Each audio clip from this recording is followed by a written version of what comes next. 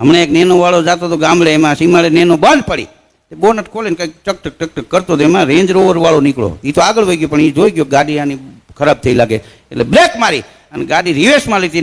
Nano વાળાને પૂછ્યું કે હું ભાઈ તકલીફ છે? તો નેનો વાળો કે ભાઈ ખરાબ થઈ ગઈ, બંધ પડી ગઈ, તમે આ રિપેર કરી શકો? તમે શું કરી શકો? તો કે હું રિપેર ન કરી શકું, પણ મારી ગાડીમાં દોડ્યું પડ્યું, રેન્જ રોવરની પાછળ નેનો બાંધે, આમાં શેર સુધી તને લેતો જાવ ઘેરે, જે તારી ગાડી મૂકી દેવું.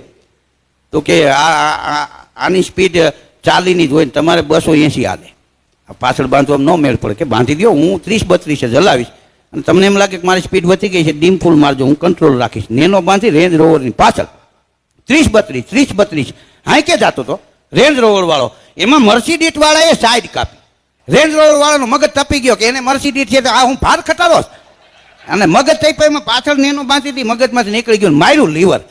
230, 240, 230, 240 ગધેડાના પૂછડે ડબ્બો ટીંગાતો જાય એમ નેમનો ટીંગાતી જાય. ડીમપુલ મારે કોણ જોવે?